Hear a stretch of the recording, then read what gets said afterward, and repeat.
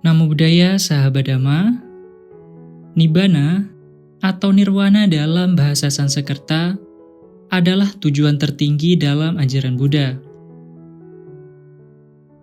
Nibbana sering digambarkan sebagai keadaan akhir dari penderitaan, sebuah kedamaian dan kebahagiaan yang tak tergoyahkan. Namun, Nibbana bukanlah konsep yang sederhana.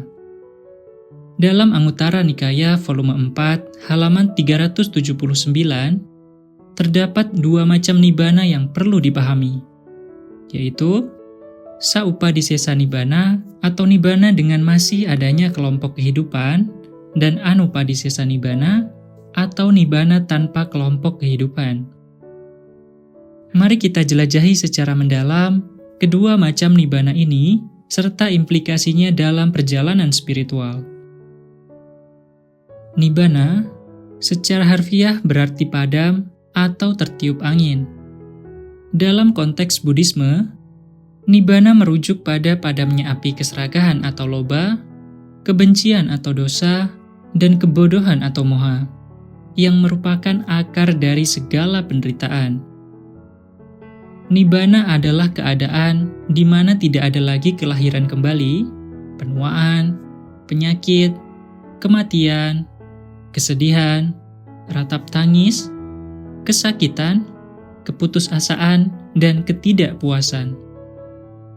Saupadisesa Nibbana adalah keadaan nibbana yang dialami oleh seorang arahat atau individu yang telah mencapai tingkat pencerahan tertinggi saat masih hidup.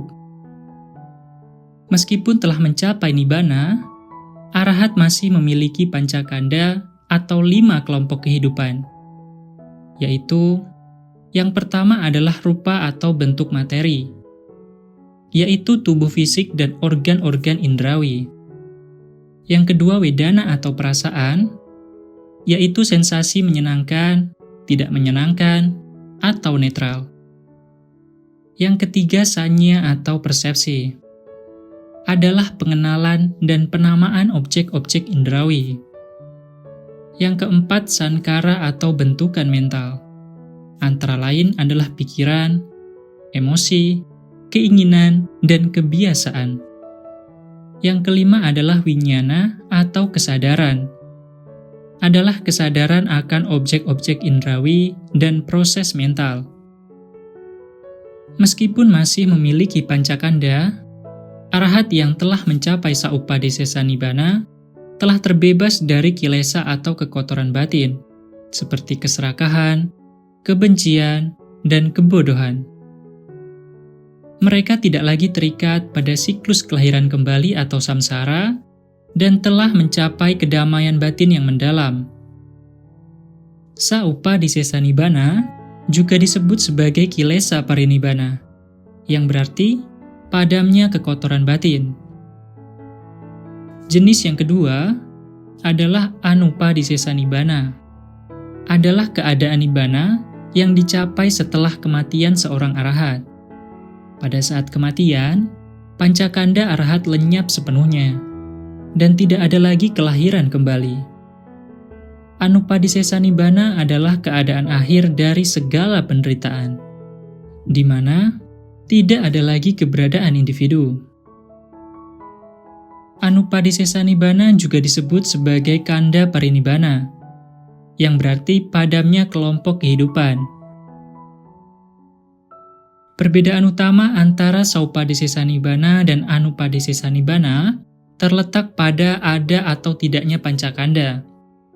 Saupadisesa Nibbana, arahat masih memiliki pancakanda tetapi telah terbebas dari kilesa. Mereka masih mengalami sensasi fisik dan mental, tetapi tidak lagi terikat pada sensasi tersebut.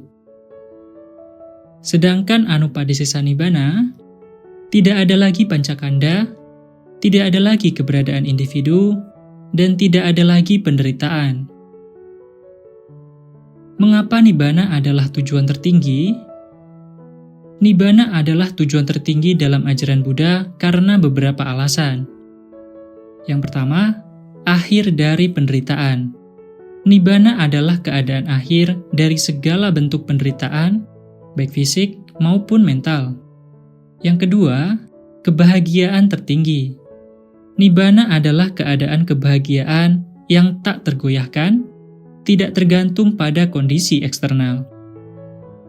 Yang ketiga adalah kebebasan sejati. Nibbana adalah keadaan kebebasan sejati dari siklus kelahiran kembali dan penderitaan yang menyertainya. Bagaimana mencapai Nibbana? Jalan menuju Nibbana adalah jalan mulia berunsur 8, yang terdiri dari pengetahuan benar, memahami 4 kebenaran mulia tentang penderitaan, penyebab penderitaan, akhir penderitaan, dan jalan menuju akhir penderitaan. Yang kedua, pikiran benar.